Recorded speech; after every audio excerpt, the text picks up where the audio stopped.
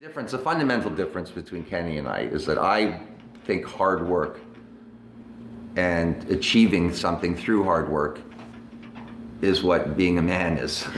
Or being a person, I shouldn't say a man, because obviously women can do it. Right. And Kenny believes the guy who does the least work and gets the most from it is the winner, is the winning person. That's a real difference, right? And how that plays out in daily life. So that was always there. That was there to exploit. And I forgot the question. I asked if your experience growing up, seeing the business, gave you a leg up in taking. No, well, unlike Kenny, that's why I brought that up. Yeah. I worked in the industry. I worked at the bottom end of the industry. Okay. I was a production assistant, which is pretty much the lowest end. All right. The greatest job to learn the business, like most things, So because you have a lot of time to sit around and watch. You watch. I was a production assistant. I was in the office and I was on set. Right. And I was going back and forth between the two, and the head corporate office, and delivering tapes to FedEx and editing suites. So you just learn how the. This was in LA or was it in Toronto? No, Toronto. Okay. Yeah. And then what happened was Kenny was really talented with cameras and editing, and he had, I don't know if he stole them, but he had like those old editing machines. Okay. Like the tape-to-tape ones? Yeah. Okay. And he knew how to work them. And we would take his, it was a super VHS, is that right? Yeah. Okay, camera. And we take Bobby, if anybody remembers Bobby, he was in a bunch of Kenny versus Spenny episodes. We thought he was hilarious. He's the biggest loser on the planet, but we love him to death. And we'd go make movies with him. Okay. And there was no money, no business, this and that. So we sort of learned how to do that. And then we turned the cameras on ourselves in a documentary called Pitch. And so Kenny managed to not have to do all the grunt work that I did to get ahead. But that's Kenny. Right. And I admire him for it in a certain way. So it was a bit of both, right? But show business is insane, right? Right.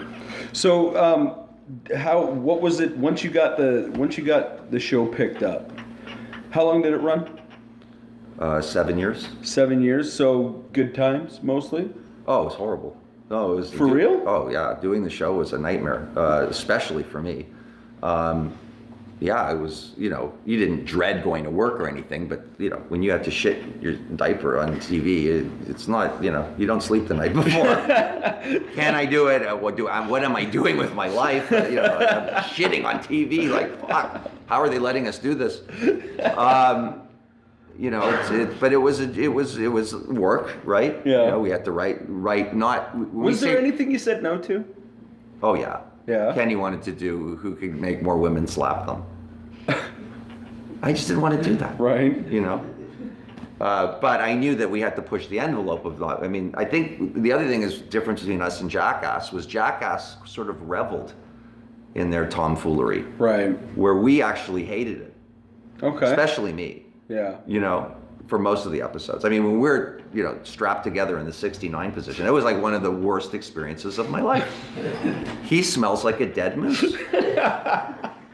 And it was horrible, but that suffering and pain turned into comedy too, right? Right. So, I'm not sure, we navigated our way through the business, but we also got lucky, How much right of place, it, right time. How much of it do you attribute to luck? Well, the luckiest thing was that the network was completely not on our ass. Okay. To me, it was neglect. Really? Oh, yeah. And that allowed us to staff the show with all our friends. That allowed us to essentially do what we want. And then, of course, Kenny, because of just the nature of who he is, he would want to do like Hitler stuff, and the network would say, no, you can't do that. Right. You can't make fun of Auschwitz. It's not funny. But that was what it was, and we had enough of a following after CBC, because CBC canceled us. And normally that's the end of a series. Once you're canceled, you're done. Right. But Showcase, for whatever reason, was another lucky break. They picked us up because we had the following from CBC. Mm-hmm. So we had a second chance.